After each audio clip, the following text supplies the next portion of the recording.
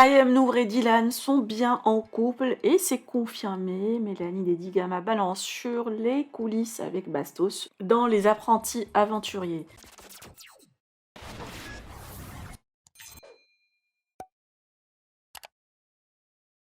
Depuis quelques jours, une rumeur circulait sur une possible relation entre I.M Nour et Dylan Thierry, bien que certains internautes n'ont pas pris au sérieux cette info, mais visiblement elle serait sûre. Le compte SkyRest TV vient de confirmer le scoop, comme vous voyez. I.M est actuellement à Dubaï et hébergé chez Dylan. Pour le moment, aucun des deux ne s'exprimait sur le sujet. Par ailleurs, Mélanie Dedigama est revenue sur les vraies raisons qui l'ont poussée à sonner la cloche dans Les Apprentis Aventuriers, ce qui a conduit à son élimination avec son binôme Bastos.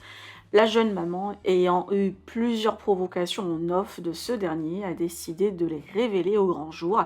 Je vous laisse avec sa story. Que pensez-vous? Partagez avec moi vos avis en commentaire et n'oubliez pas de liker la vidéo et de vous abonner à la chaîne. Faites pas du tout attention à ma tête, je suis malade, donc en plus je suis livide, j'ai les cheveux gras, y'a rien qui va.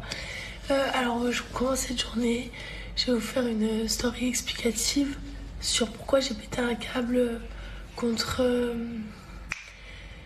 mon binôme dans Les Apprentis Aventuriers.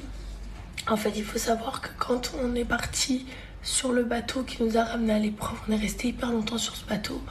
On a genre attendu, je pense, 45 minutes, 1 heure, c'était l'enfer. Il y avait évidemment pas de micro et pas de caméra. C'est vrai qu'une fois sur ce bateau, moi je me suis installée à côté de Cassandra et au bout d'un petit moment, j'ai bougé vers mon binôme pour lui dire qu'en fait je souffrais de la situation, qu'il fallait que je rentre chez moi, que c'était très dur pour moi, que d'être maman ça changeait tout et qu'il fallait que je rentre chez moi. Sachant que lui et moi au début d'aventure on s'était mis en accord.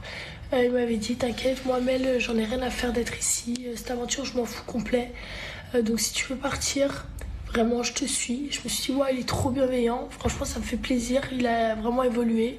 Mais il m'a dit la seule condition c'est qu'il faut qu'on soit quitte, donc il faut que tu sonnes la cloche.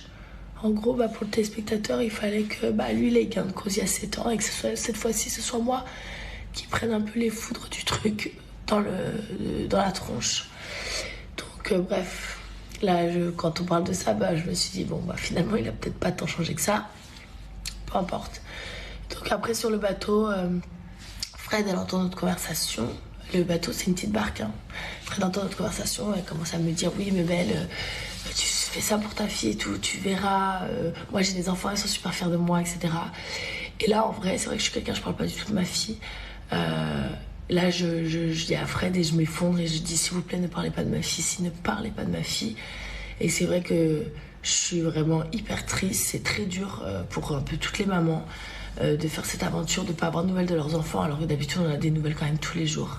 Mon binôme réenchérit en me disant non mais vas-y ta fille nanana, mais pas méchamment par contre, pas méchamment du tout. Et là je lui dis vas-y s'il te plaît ne parle pas de ma fille, puis surtout pas toi qui a déjà été raconté que t'étais soi-disant le père de ma fille et tout ce que t'as pu raconter comme quoi j'avais trompé son père et tout avec toi, enfin bref, des dingueries, ne parle surtout pas de ma famille, toi surtout tu te tais en fait. Donc je pète un câble, je leur dis de pas parler de ma fille, je veux que personne parle de ma fille ici. Tout le monde comprend très bien. Et voilà. Et en fait, fin d'épreuve, il fait quoi? Il me dit pense à ta fille.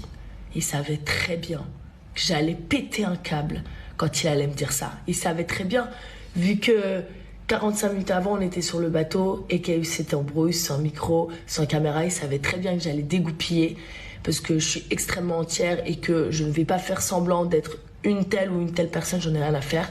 J'ai dégoupillé et lui, pardon, c'était juste bienveillant. Mais tu racontes pas ce qui s'est passé juste avant sur le bateau et que j'ai déjà demandé en plus gentiment et en étant énervé de pas parler de ma fille en fait. Surtout toi en fait, qui se permet de raconter des dingueries sur ma famille.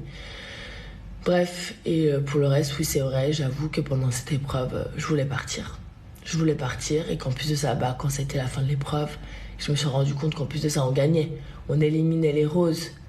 Que lui, il pleure.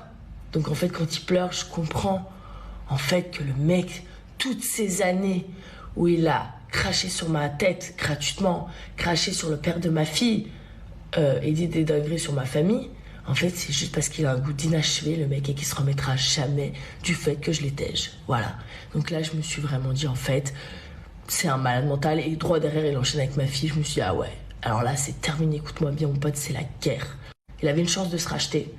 Mais il fait les mêmes fourberies qu'à l'époque. Vous inquiétez pas, c'est pas les seules fourberies.